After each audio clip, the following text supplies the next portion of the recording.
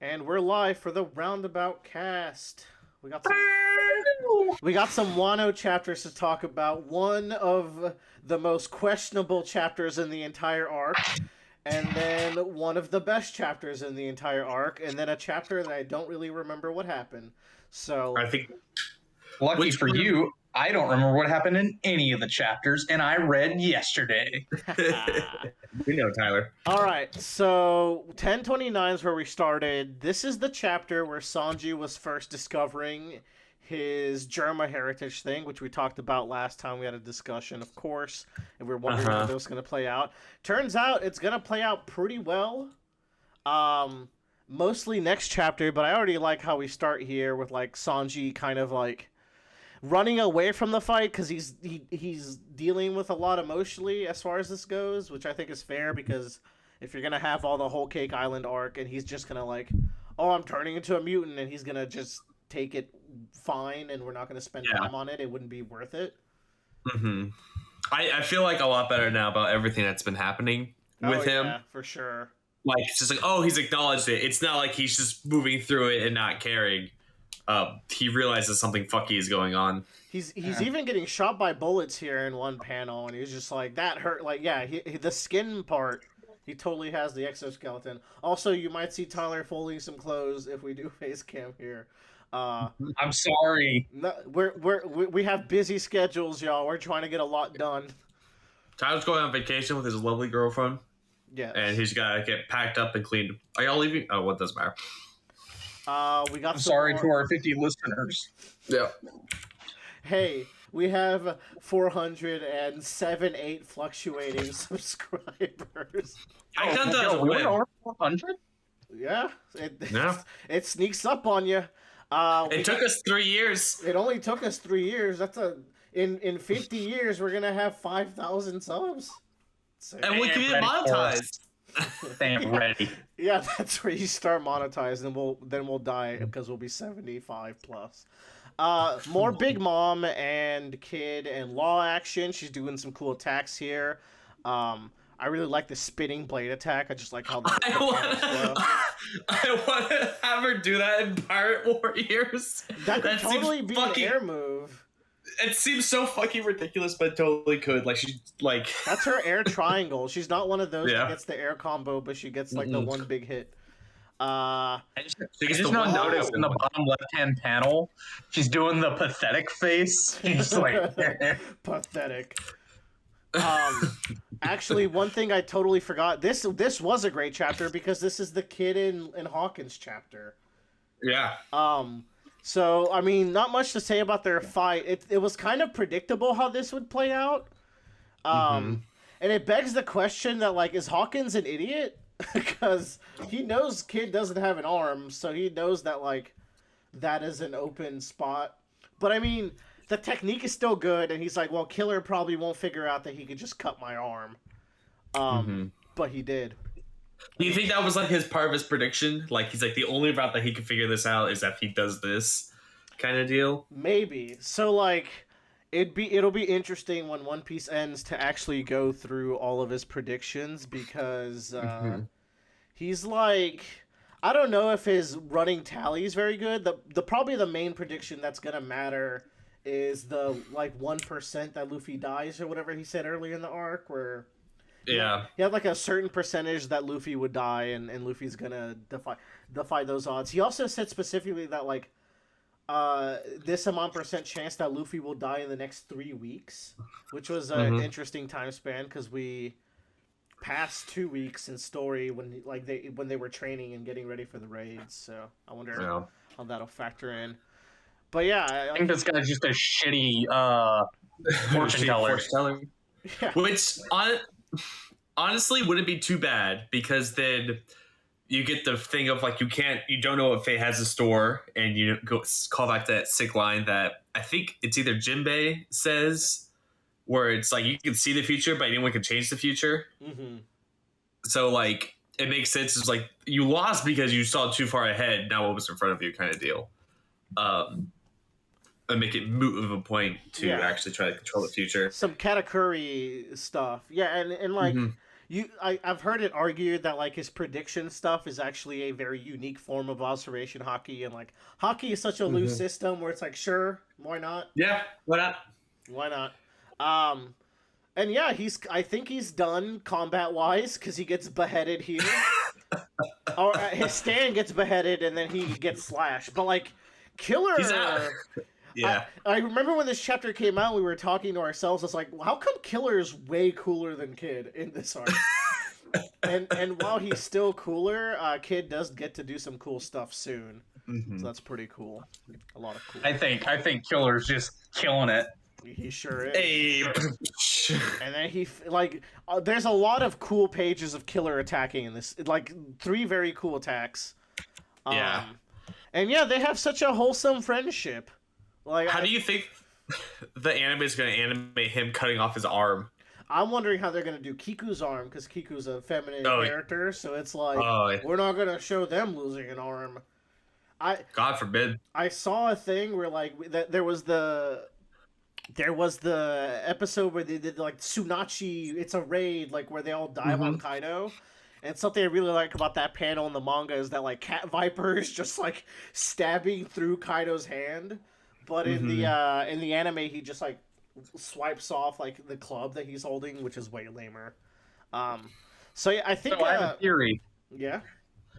So, Oda did something really cool, and the fortune card he used has a lot more meaning than what it says on the panel with Kid. It was the collapse of the tower, right? Yeah. The towers, as someone who plays a lot of Persona and watched JoJo's Part 3, the tower tends to signify like it's the Doom and actual destruction card. Like death and devil aren't actually evoking that feeling. It's actually Tower that does it, or Hanged Man, I think. But what were you gonna say, Tyler, about Tower? But like it has so many meanings tied to it, like because the actual Tower card has more than what like his card shows. So what Oda drew was like the top of a tower coming off. But what the actual tarot card is, a lot of the time, is actually a crown falling off the top of a tower. Oh, and you know how this is drawn? Like, the top of the tower here looks crownish. Also, and so the lightning doesn't actually represent destruction, but a sudden surge of energy and insight that leads to a breakthrough or revelation. So, based off of what we know is about to happen in the next chapter and what everybody else is that they read, I think we're about to get Law. I think his devil fruit is going to awaken, as well as Luffy's in this combat. Well, we saw Law. Well, we'll talk about Laws, but yeah, I feel like this is all building up to the idea that like the Worst Generation's awakenings might be the turning point of the battle. They're the sudden inspiration. Tyler, that's great insight. I haven't heard anyone talk about the tower in that way. But yeah, pretty great chapter. Really like that one. This brings something to our dedicated followers other than my batshit crazy theories. No, those are great. That's what everyone stays on for. That's what I say for. Leave a comment below if you want Tyler to keep doing his dumb theories, but if you say you don't want him to do it, I will delete your comment and never show him. So, because it's our show, we do our own thing. All right. These apparently are the little ants from Strong World from like the start section. So that's cute. Yeah, they eat the something. Yeah, fun fact: Strong World, bad movie. Anyways, so there's a lot of discourse. I don't know if y'all have been following discourse on these 3 Oni. People think that they look a lot like the 3 samurai that Yamato was in the. That's what I was thinking. Really? Oh, wow. What if these are the 3 samurai? I didn't notice it the first time, but it came up in so many like discussion threads and stuff, so I caught on. The thing that kind of breaks this theory is the middle one, who would be supposedly Shimotsuki, aka Zoro's grandfather, father, whatever it may be, ancestor. But the other 2, I think, are pretty close, pretty damn close. Say the one on the right looks similar to our edgelord cross sword guy. Who's Zoro's master? Mihawk?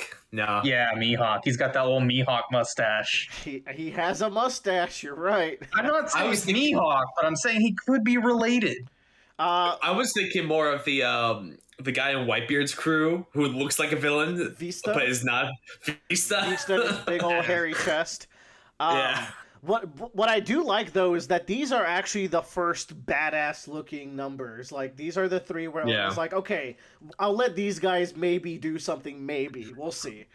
It's still just like we get the numbers, and I'm just like, what is the deal? Like, what are please explain. So that's the thing. I feel like the numbers are coming back, and it's like mysterious. It's like, are the numbers experimented Kaido defeated people who get gigantified? But gigantification of adults is not possible according to Caesar. So who gigantified them? Was it Vegapunk proper? Interesting thoughts, right? Because if Caesar can't do something, the only other person who could probably do it is Vegapunk, you know? So, God, I hope. That being said, I like how Apu is just a piece of poo, living up to his name. Just like, hey, I'm gonna team up with you now, and then when Yamato shows up, he's like, wait, Yamato, let me team up with you. So, I like Apu. I think he's a little shit that adds a lot to this arc, but he's also been taken down like twice. Which, hey, we're gonna talk about some people that are taken down a couple times in this chapter. Oh man, I lost connection to your stream. Oh, I'm so Let's see sorry. if I can. Oh, you got that. Let me see if I can reconnect. He's showing a lot about these numbers, but what's the deal with numbers and Oda and numbers and Oda? Well, it's because they're all like playing cards, so these are like the playing card numbers in a deck. Yeah, so like a lot of the characters are named after either playing card games or the numbers of a playing card game. And then you have Jack, King, Queen, and Ace, as you predicted. Ace! Ace is coming back alive! Yamato's... We never talked about this for sure, but Yamato would be Ace, right? Probably. Yeah. And then Joker, is Doflamingo. And then he had all the suits. So that laps up. What the fuck? Why didn't I Did that just hit you? Why did I piece that together? I was just like, Joker, Spade, yeah. I was like, that's a card game theme, and then I just completely forgot that ties right into this card game theme. Yeah. Maybe Oda's finally like, everybody's been asking about card games. Here's the fucking numbers. Here are the numbers. You want to see the numbers? There's the numbers. I want to see the numbers do some shit. All right. Yeah. Let's talk about the elephant in the room, which is the giant pair of samurai legs running in. Love it. You love it? Now, I want this to be what they... Tyler's weirdly enough a big Kinemon stan. I mean, I love Kinemon too, but Tyler, really likes him. Kinemon is, I'm sorry, but I think Kinemon's more important than half of the characters that people love in One Piece. I think if you I actually agree with Kinemon's more important than Ace, anybody in the Rebellion, Dragon. All right. I'm not talking even in the world. I'm talking about in the story. He has had more importance of driving the plot forward than almost any other character, especially in the post arc. You know, when you put it like that, I think it's hard to argue with Tyler here, because, a lot of fan favorite characters have not, had as much panel time and plot driving force as Kinemon. Now, what I don't like about this, one, we talk about people dying all the time, but that's always a 80% chance at best. There's always a 20% chance, which is actually 100, that every character's alive in One Piece. And that's just kind of if Oda has one objective flaw that is a bad writing flaw, it is his usage of death, okay? And I think we can all agree that that's his weakness. I mean, he likes to kill cats. What cat did he kill? Peckham's the other cat that blew himself up. Peckham's is alive, I think. Peckham's is alive, bro. You're thinking of Pedro. Pedro's dead. Cats that's supposedly dead. The thing about Pedro being dead is we're due for another cover story soon, and I'm just like, Oh, no, it's going to be like the hawk that blew himself up. Yeah, Pedro's just going to show up alive. Oh, my God. Remember, people can survive nuclear blasts. That wasn't nuclear. It was just a big bomb. Everyone knows bombs are weakest at the center. I've said this before. Of course. Anyways, animals have a ×4 resistance to explosion types. Yeah, exactly. Like, a bomb is really a ground type when you get down to it. What I don't like about this, right, is that, like, the tone's pretty serious. Kinemon's death scene was really good. So was Kanjuro's. So was Kiku's, right? But then, like, we get introduced to the fact that they're alive by the... It's cool to make a callback to Punk Hazard with the legs, but also, like, him running out and farting. That's a pass. The way it's done is a pass for me. Yeah. And also, like, I thought that was... People are like, that wasn't a very good death scene. I thought that was pretty good, with Momo being carried away crying and Kinemon just, like, barely hanging on to Kaido's leg. I liked it. And he's flashing back to, like, Momo and teaching him and everything. Yeah, and they're doing, like, we need to get used to calling each other father and son. Yeah. And they're like, father, son. That was cute. Ah. I thought that was I think y'all are reading it wrong.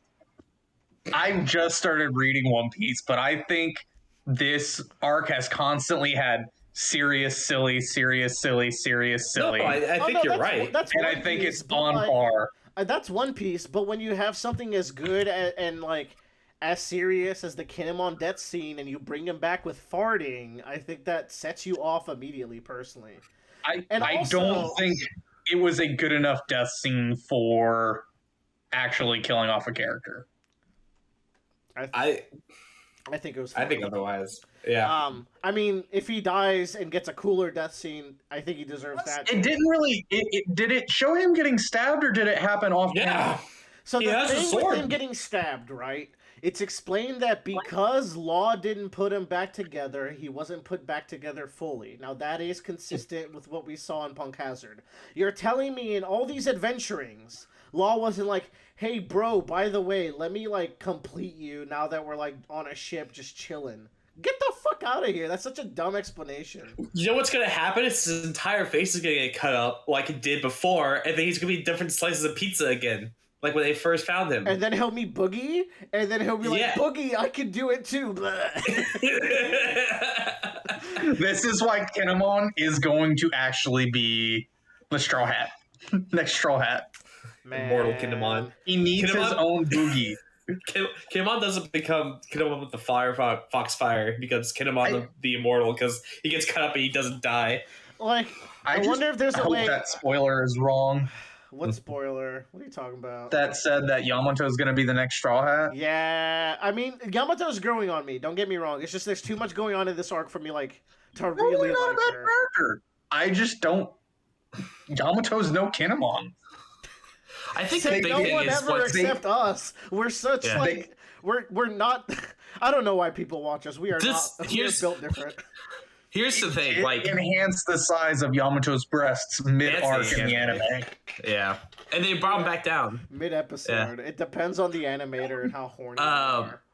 One thing like that hasn't happened with Yamato yet. That's happened with the other Straw Hats. And it's been pretty consistent, with the exception of like Robin. Is they interact with other people, the crew, as well as Luffy, and they get a better read on them. Like even with Chop, Frankie was a weird addition to the team who had a bunch of scenes with Usopp, Robin, Sanji. Sanji. He fought Luffy. Oh yeah, on the train with Sanji. You're right. Yeah. They were infiltrating the thing. They were like, Now, to Yamato's credit, Robin only had scenes with Luffy before she joined the crew. Mm-hmm. So, but the thing is, Yamato coming in here like, I'm gonna go sail with Luffy. He's like, who the fuck do you think you are? Chopper almost died in a mountain trying to get a mushroom, and you think you're worthy of joining the Straw Hats because you were locked in a cave for like a couple of days or whatever? Get the shit out of here. I like how Usopp is like, oh shit, Kinemon's on his period. Whoa, there's so much blood around this guy's legs. That's a bad joke. Anyways. I'm going to continue the Yamato comparison. But the other thing is, too, is like a lot of the times, Luffy's crew members are also trying to help somebody in their flashbacks relatively. Like, I guess she was trying to help the samurai, but not even. Like, does that make sense? What do you mean? Could you repeat that? So Chopper, like Nami tries to help the village. the mother. Chopper helps out the doctor, Luke. Robin helps out Jaguar D Sol. You're saying they have a buddy or like a mentor. Yeah, they have that, or there's something that's more compassionate about them and helping others. Sanji has Zeph and his mom, and Usopp has his Zora had Kuina. Zori has Kuina. Like, so there's the idea of like the personal attachment, the finding the family, and then losing it or realizing that's not the right family. Yamato had friendship with Ace because they met once and they drank together. So it's like, all the Scabbards have to die for Kitamon's story to be complete to become a Straw Hat. That would be such a badass story, though. How cool is that? Like, y'all just hate us because that's why we don't get views, because we're right. They hate us because they ain't us. Okay. Okay, now let's talk about actually bad, not dead characters. No, I mean, this is as bad as Kinemon. It's okay if villains live, because that because this villain is literally, I am nothing, I want to die. That's true. I think Kanjuro's a good villain. He's like actually he's one of the most compelling characters this arc, actually. He is, but he's been killed 3 times now. Now that's the thing, right? So he got off-screen by Kiku, then he got killed by Kinemon in the Kanjuro panel, which was badass, and now he's dying for real, maybe for real? He puts his fucking soul into this goddamn blob. Kazembo looks cool and is a cool idea. It's like my personified rage and the rage of my clan, but also, do you remember when we first learn about Kanjuro's traitorship? It shows like a flashback of him being a child briefly, and he's like an enormous blob. Yeah, so it's cool that this also takes the shape of an enormous blob. Yeah, but he's gonna come back after this enormous blob back into Kanjuro form. Dude, if he dies here, I'm cool with him being alive to do this one last thing and then dying. Now, if he comes back from this, it's like, stop, Oda. Like, the drama gets taken away when there's this many fake out deaths. Like, sure, Pound is a fake out death, but it was one of 2 in that arc. And one of them was a real death, which was Pedro. Knock on wood, don't say nothing. The other thing, Pound came in later in the cover story. Yeah, Pound didn't come back in the same storyline, so you didn't like have to worry about the future. Because like now I'm worried about the future. Like, is any samurai dead? Should I care? It would have been better. No, you shouldn't. Then I shouldn't care about Kinemon either, because whatever. Anyways, on to the good part of this chapter, which was not that. I will say it's been a while since we've seen Luffy and Kaido fight. I think we need like at least 2 pages of them trading blows, so it doesn't feel like most of the fight was off screen. I saw a really cool comparison saying that this panel layout's really neat because it's Sanji and Zoro on Luffy's left and right, like wings. Yeah, the wings of the Pirate King.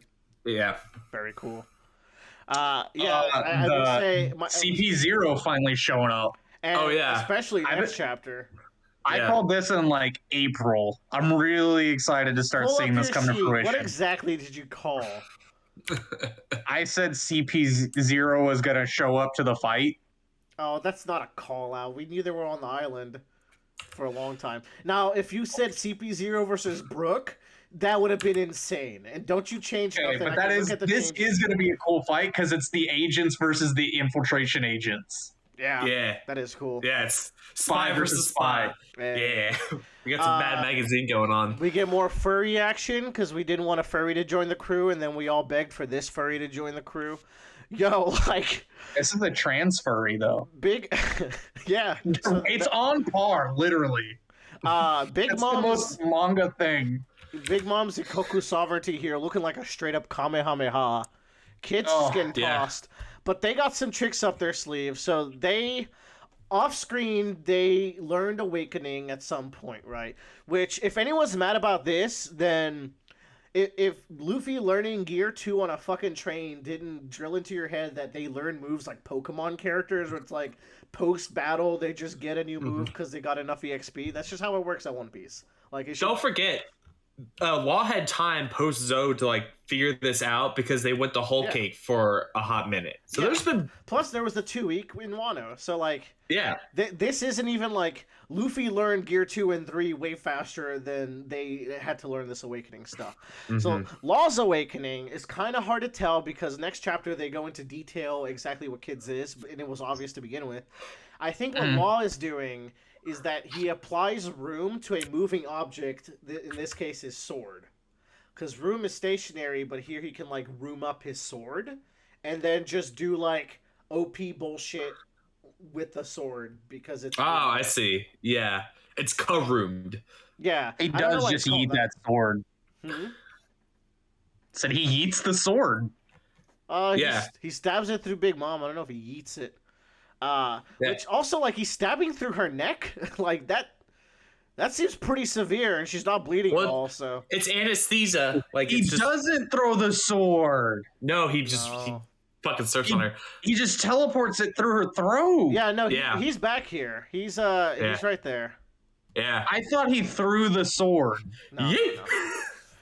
Again, you're learning to read manga for the first time, buddy. We got you covered.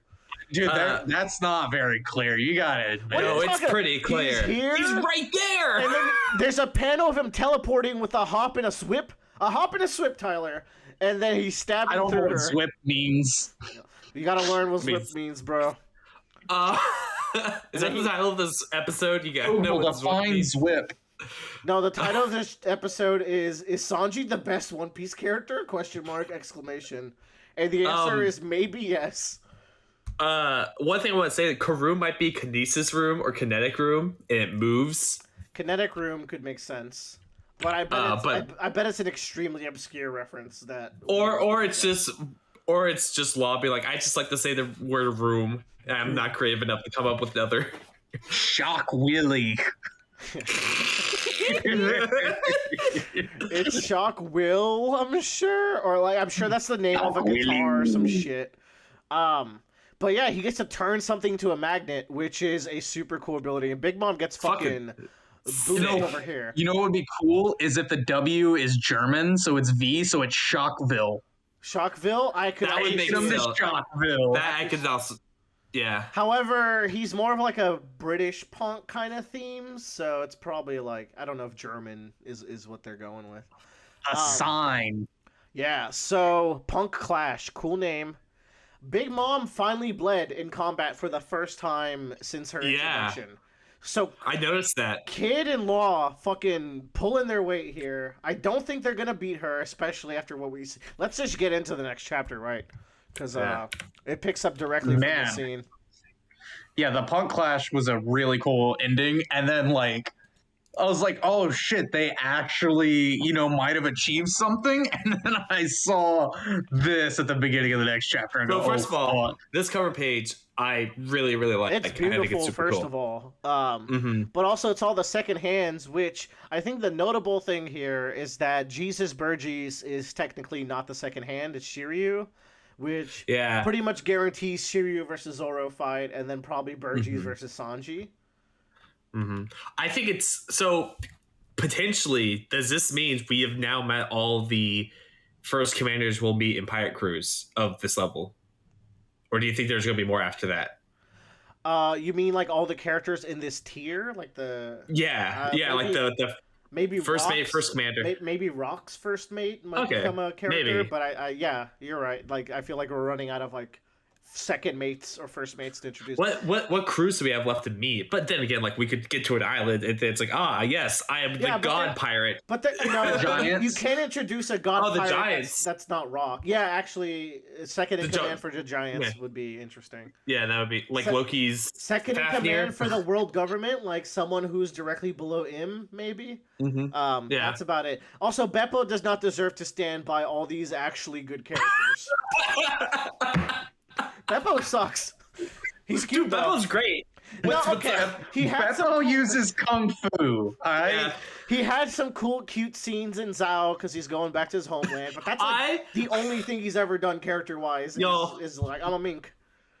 Y'all, he has no devil fruit. He can only use taijutsu. Give him a break. Yeah. I love Law's flashback. but I need to see the flashback of how the fuck this edgy ass pirate got his crew, and it's one of these fuckos, and the other one's a guy that wears a penguin hat. Like, I have to. So Joe, that biggest plot reveal that's ever gonna happen is Beppo takes off his once head. we find out Law actually works for the government. Yes. Beppo is actually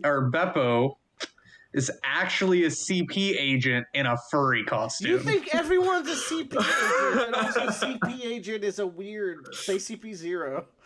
He is a human in a furry costume. Joe, the thing you were talking about exists. It's a light novel that talks about meeting his crew, which is really cool. It's like the Ace one that got adapted recently. Okay, I'll wait for it to be adapted. Yeah, it'd be cool if they adapted that. Because Law is. I think it's so funny because his crew does not match his personality like at all. Whenever you see it, yeah, like they're just all a bunch of like, and they're all dressed in jumpsuits. I feel like they should not have a uniform. That's stupid. Well, the jumpsuits make a little bit of sense because it's a doctor sort of deal. So you're all like sanitized up, but still like. Law wears fancy ass feathery coats that get all germs stuck in the feathers. Like that's not how. That's because he's from Joker's crew. Yeah, that's Don Quixote showing. True. Yeah, if he doesn't dress the part, they're gonna be like, hey now. Yeah. All right. So. It's called Warrior of Science. Yeah. So this chapter opens up with Big Mom coming out of the beams. These idiots are like, not even Big Mom can survive that. You don't know what she's capable of. You just met her. And then she just fucking yoinks all their souls in one go, which is fucking sick. Yeah. But then even better is this shit. This is like This is one of the hottest panels in dozens of chapters, maybe. And Big Bob's fucking Bowser from Yoshi's Island now. This is a notorious One Piece panel right here. This is bad. She's shaded in. Her eyes are fucking sold up. She's huge.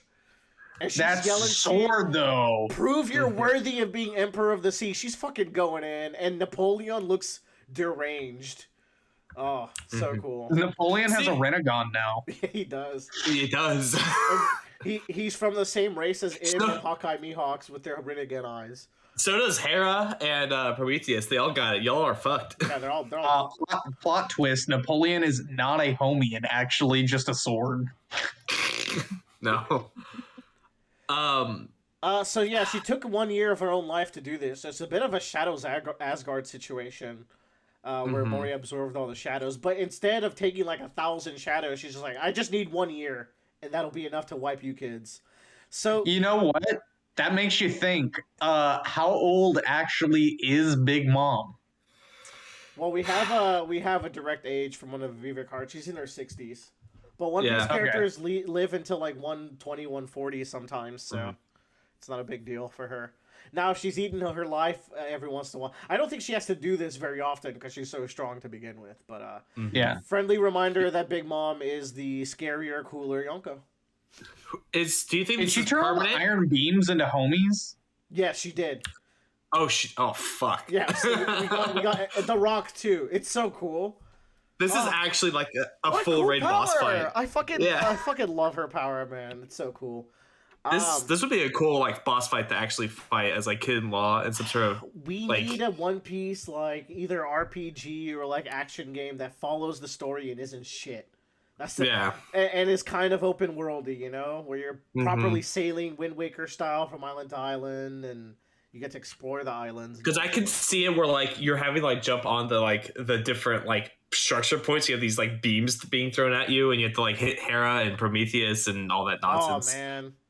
And then you tag in Brooke from out of nowhere to kill Hera. That's in the free mode. Yeah. All right, so do we think Big Mom's gonna go down here? I kind of think so because of what she said, but the language here does say like villain that's down like should be taken down a peg, but like Law and Kid just said that attack exhausts them. So you're telling me an exhausted them is gonna beat Big Mom? I think she's gonna wipe the floor with them.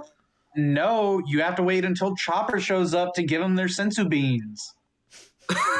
They use just like he did with Zoro. Man, They foreshadowed that in Zao, but that is still an interesting plot development, to say the least. The big other thing in this chapter is more Kid and Apu stuff.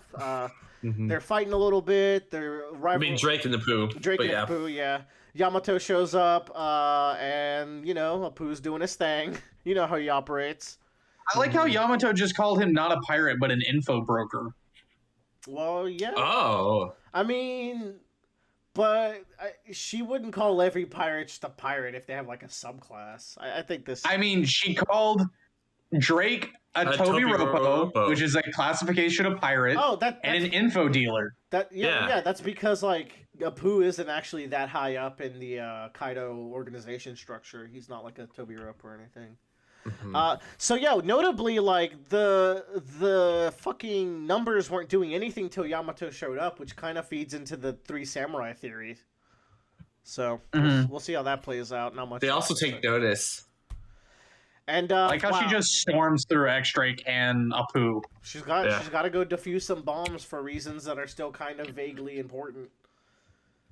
Dude, look at that CP0 guy tossing a motherfucker to the side.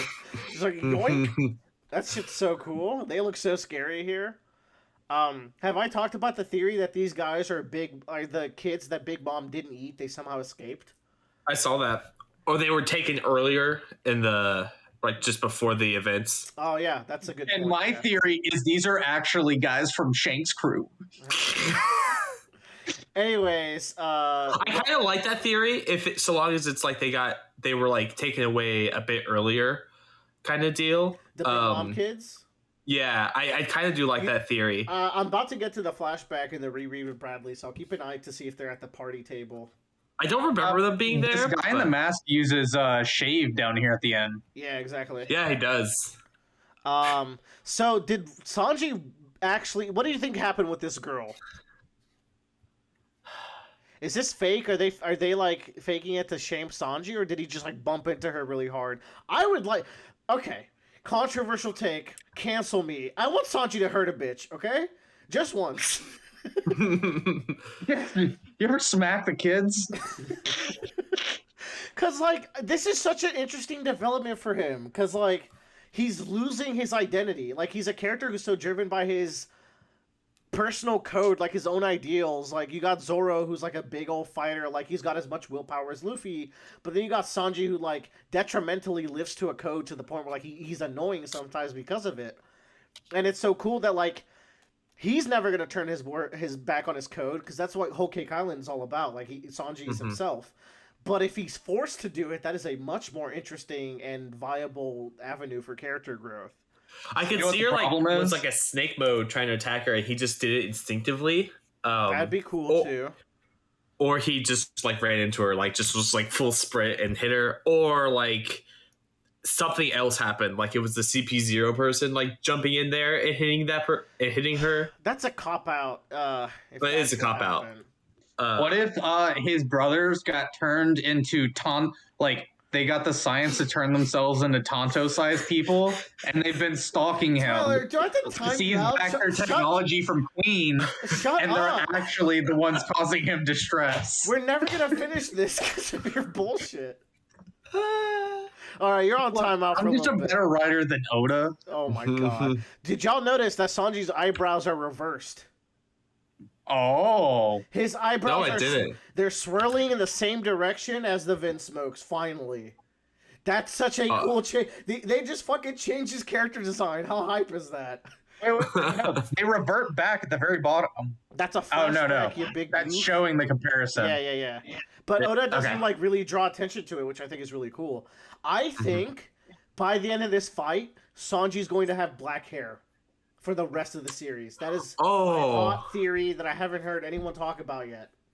Why would he have black hair? Because all the other German kids match. Because he's the black one. And all the other German kids have the colors. Because of the augmentation, Oda confirmed that. What if we get, like, Cavendish duels Sanji? Oh, no! Sanji's gonna become a basic anime character. Great. But he's gonna be better than them. He swaps between, like, Sanji we know, then Germa Sanji, and then he gets black hair when he's Germa Sanji. The old Shallan treatment. Yeah. You gotta pour a hot bucket of water over them. Ranma. Okay. Yeah, gotcha. But the real good shit comes after this. Next page. There's a lot to talk about with this chapter in particular. We already took so long to get here. This is maybe my favorite moment in Wano right now because it's about characters and it's about like it's fully a character conflict of, and this is beautifully written, like, Luffy, which one's more useful? Which one would you prefer? Like, me, who's a fucking simp and a loser, or me, who can become a warrior for you but doesn't have the kindness and emotion that you guys like me for? And it's just like, it fits so well with Whole Cake, you know? Because, like, Whole Cake reinforces who Sanji is, but now by using the raid suit, which also was a weird moment earlier this arc, because, like, we're kind of using the raid suit in a not important moment with the Soba mask thing, but like it was all leading up to this where it's like I accidentally am becoming one of my family and I hate it, and he immediately blows up the raid suit, which is huge. So theory, Soba mask theory, you're on the hot thin ice, boy. He was zoned out and the woman got hit by the CP agents using shave through the halls, and he didn't notice. I literally just said that. That's what Joe just said. You're too busy thinking of your fucking Tontada German theory. I want to say I love this shot of Queen going up against Sanji here. Yeah, I think it's really cool. But yeah, it's fantastic. Like, she was looking at me with fear in her eyes. That's like Sanji's greatest fear. Is this scenario. Looking at it. And I can't believe this is a cool line, but this is where we exist. Farewell, Germa. Farewell, women's bath. This is one fight I've got to end myself. Mwah! The dumbest, best line that you could probably produce, and it can only be spoken by Sanji and mean something. And then he's fucking flirting with Zoro for the rest of the chapter, so it's like it's just all good vibes. He's like, Zoro. Zoro's fight. Zoro, kill my ass if I'm not the same by the end of this. Which is cool. I'm excited to see how this is going to resolve now. Now he's gonna come back with black hair. And Zoro's like, all right, he's different. That's gonna happen. I'm calling it. That's exactly what. But also, like, if Sanji straight up loses himself in this fight, like, he does lose his emotion, and it, like, not maybe Nami shows up and snaps him out of it, because, like, if anyone would do it, I think it's Nami. It'd be cool to get a Zoro versus Sanji fight in this weird context, right? Where it's like they've both finished their fights and they turn on each other and have like a proper duel and settle their beef. How cool would that be? That would make Wano a pretty legendary arc if it settles the Sanji Zoro beef. That's been going on since fucking Little Garden with fucking dinosaurs. A little bit Arlong Park even. Yeah, but like I feel like Little Garden's really where it kind of set itself up, and it reflects itself here. But it's even better because like it started off like, oh, we'll go kill dinosaurs, and guess what they're doing right now? Hunting dinosaurs. Dinosaurs. Oh, Tyler, come on! This is what we're here for. Like that's fantastic. But yeah, that'd be great. And then they just knock each other out. I was like, all right, we're done. Let's get Luffy to be Pirate King. It's like, okay. I heard someone mention that like another reason why the snail phone could be on Zoro is that they can track him down after Zoro passes him out. But of course, Sanji's not going to admit that. Also, because Zoro will get the Senzu Bean recoil effect here at the end of the fight and be knocked out for the arc until he's awake again for some reason. So, Sanji turns invisible here. He just moves fast. In the top middle pan, that sound effect is invisibility, and it's used that not way. Shave. You can go back, Joe. Go back to the chapter and look at the sound effect that Shave does.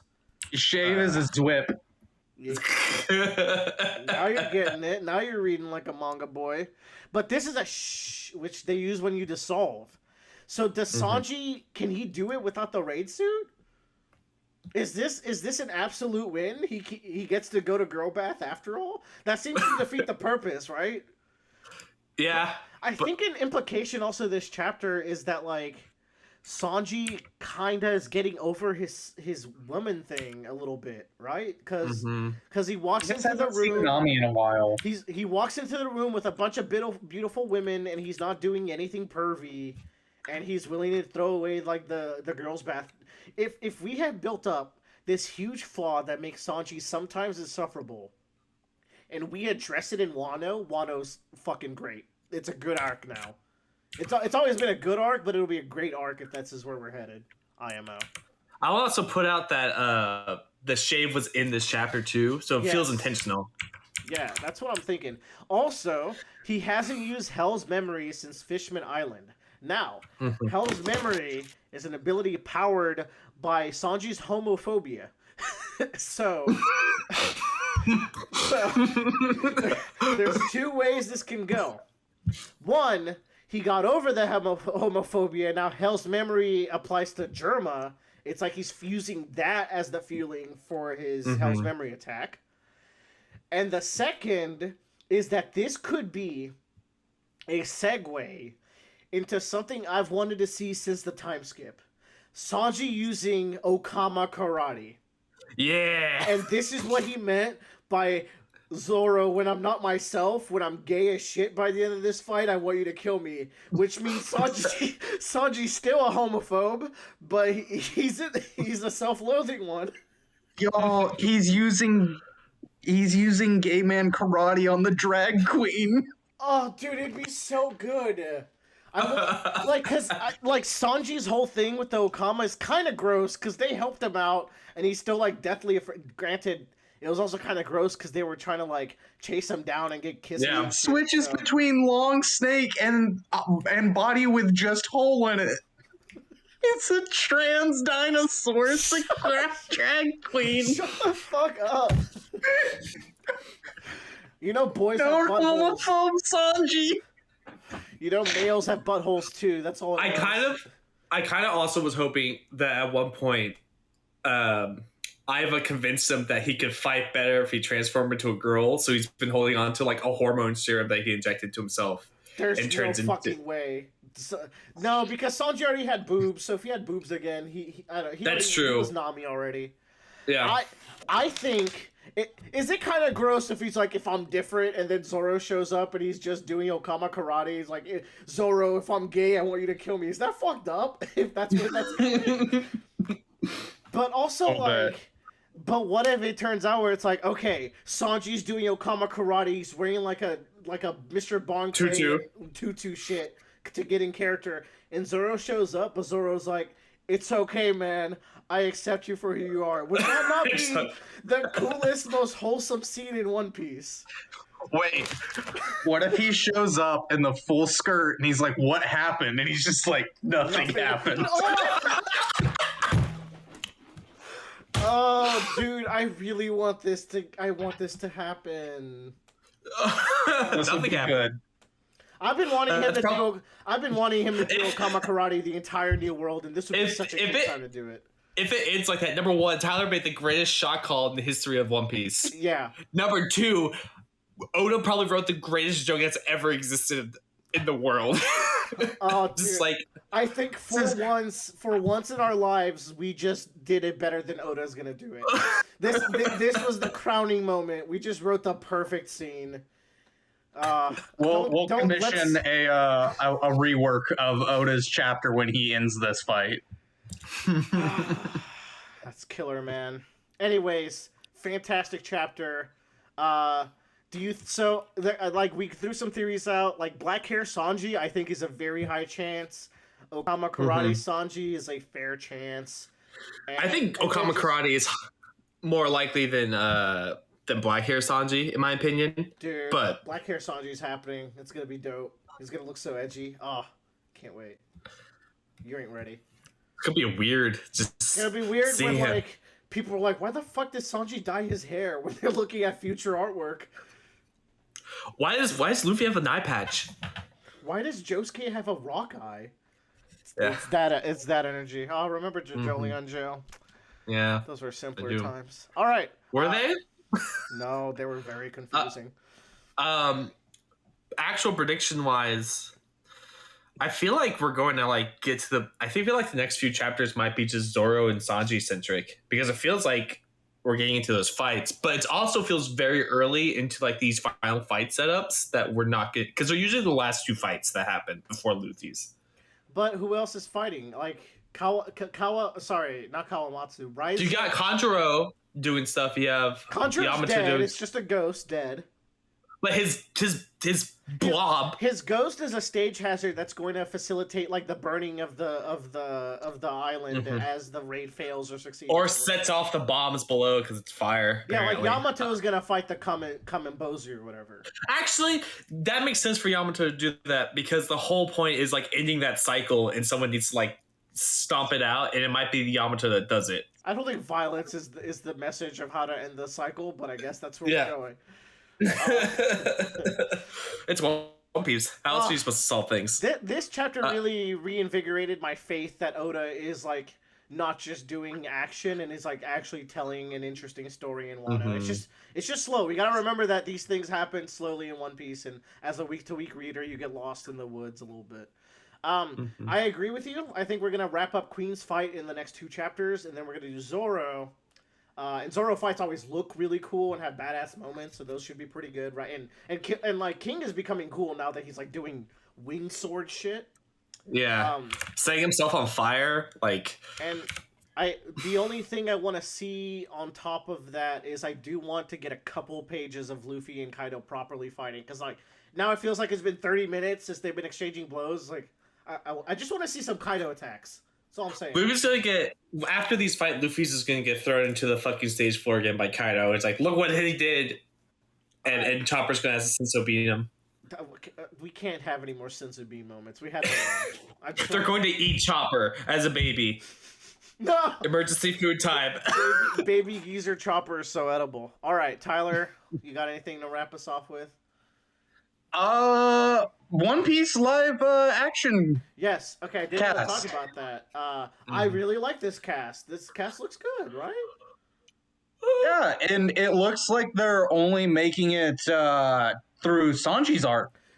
This will end in Luge Town. I think that's confirmed. So the first. Which one? Which one's Luge Town again? With Smoker, right before they go to the Grand Line. Yeah. Okay, I remember. If the final fucking episode isn't called The Journey Begins or The Legend Begins, they fucked up a little bit. They fucked up majorly. Like I don't think you understand the point of that entire prologue of the story. That's a good chapter name. Oh. I really like that Usopp is canonically black. Yeah, I like that Usopp. All right, let's talk about Usopp being black for a second. I mean, please, he should please be. Though. There's 2 white boys here. I'm Brazilian, so I also can't say it. What I'm saying is, Oda said Usopp is from Africa, so that's vague as shit. But also, like, he draws Usopp as fairly pale. So, like, Usopp being black... Here's the thing, though. Japanese people forget that African Americans exist because they're just never in the main party. That is a problem in itself. I think, notably, like, Chad is Hispanic in Bleach. That's kind of cool, right? But that's, like, very uncommon. Which is why Jet Black from Cowboy Bebop is black, because he's the big guy and his name is Black. So, like, I don't mind that they insert it into, like... They insert it into Japanese adaptations because they're really like everyone's Japanese in Japanese adaptations. It's worse than America. And there's not a lot of black people in like Japan either. Like I'm pretty sure. Speaking, yeah. Yeah. So I think it's cool, but also like Usopp. Oda calls Usopp African, but then also he's just not. They're all weird Japanese, by the way. Like Luffy being Brazilian also doesn't fully make sense to me, but. Well, okay. Hey. That's the end? That's it. That's podcast. That's it. Oh, shit. All right. This is fine. We're going cameras off as we finish here. Anyways, Nami is a huge One Piece fan, that actress, and wow. She's a fucking looker. I like the cast. Usopp's my favorite. Y'all know that. Usopp, when he says, like, the pirates are coming in the little video that they all, like, reacted to it, I thought that was really good. Sanji's actor is a fucking hunk. There's a picture of him with his shirt off going around Twitter. That dude is cut to shit. And then the guy who plays Zoro is also big too. He's I see a picture. The guy who plays Zoro apparently has experience doing like Rurouni Kenshin live action stuff, so I think he'll be really good for the role. Sanji with hair is gonna look good, and I like Sanji with a British accent. It sounds a little royal too, so that's cool. You don't like the shitty French accent from 4 Kids? That was a Brooklyn accent. What are you talking about? Was it? I can't remember. I like how heavy they went on different ethnicities for every character, I guess. So, like, Oda said Luffy's Brazilian, and as a Brazilian, I'm like, maybe, but you draw him very Japanese. Anyways, they went with a Mexican actor who's 18. So, Nami is 28. Damn. So, it's a bit of an age gap. Not that they're, like, have any romantic scenes. It's just but you know, Nami always been older. Hey, man. Hey, man, she was abducted by fishmen. What are you insinuating? You're gross. Yeah. But yeah, it looks great. I look forward to seeing... Someone said that Bon Clay should be the dean from Community. And, like, I can't unsee it. It is the perfect... Jim Rash is the perfect Bon Clay. Please. I would have said Jim Carrey, but honestly, I'd rather see that. Jim Rash Wait. What if Jim Carrey was Buggy? Oh, he's too high profile to be someone as present as Buggy. I think personally, the way you do One Piece live action is you make all of the infamous pilots that they have to face later relatively well-known actors are a bit older than the cast. Like, my dream casting, controversially enough, is you have Henry Cavill be Crocodile. He's way too charismatic to be... I mean, but that's perfect. That's perfect. You know what? Like, Henry Cavill acting evil would come off cheesy, and I feel like Crocodile's a cheesy. I don't think so. No, cheesy in a good way. Oh, okay, yeah. Randall Park for Buggy. Who's Randall Park? That is he's a Korean actor, fresh off the boat. Kim Jong from The Hangover and Community for Buggy. Kim Jong is also a good one. Genuinely fucking good. That one's from a Randy Choi video that I watched where he was going over like who he would like to be cast. The most obvious one is Jamie Lee Curtis as Dr. Kuera. I think that's perfect. She's a huge One Piece fan. She would take a pay cut to be in One Piece. She's like the right age. And she has, if you've ever seen her in interviews, she has that like Kuera like bite to her, you know? Yeah, she's got that sass that Kuera has.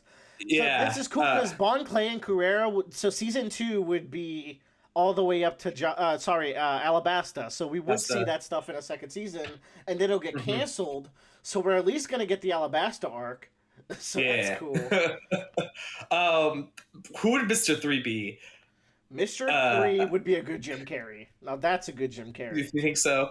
Because I'm thinking of all the characters like that you would need to show up in Impel Down. So like Henry Cavill would be a great like come back and do this again. Yeah. Kind of deal. And he already works with Netflix, so like I'm sure there's some links there. Like I just think he looked great with that fucking suit on and the jacket and the hook. His chin's too strong. It's fine. His facial features are too handsome and rugged. But I think that's like what makes Crocodile like that. And the other thing too is like it's perfect because he played Superman and he's like the big superhero over in Alabasta pretending to be. But anyways, Carl Urban, who plays Billy Butcher as Smoker. Ooh, I like Carl Urban as Smoker. Who'd be Tashigi? I don't know. He would make a good Smoker or Sandman. I want Kimmy Schmidt's actress to be Miss the blonde one with the ton fruit. Mr. Five's partner, Valentine. Miss Valentine, yeah. I think that'd be cute. Vivi would need to be another younger actress because she's a Straw Hat. I think relatively unknown. I think Robin's gonna be Indian and Vivi's gonna be Egyptian. So I can see that if they're gonna do if they're gonna do diversity cast, I could see them going that way.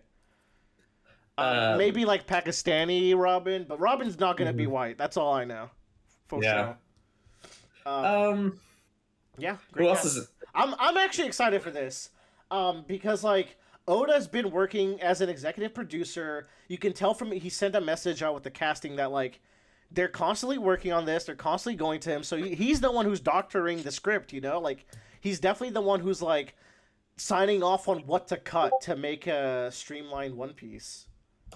What the hell is this? Tyler sharing some potentially... What the fuck is this? I can't... shit. Hold on. Okay, hold on. Hey, Joe, quit. I'm recording this screen right now. Okay. Hey guys, thanks for joining us on the Roundabout Cast.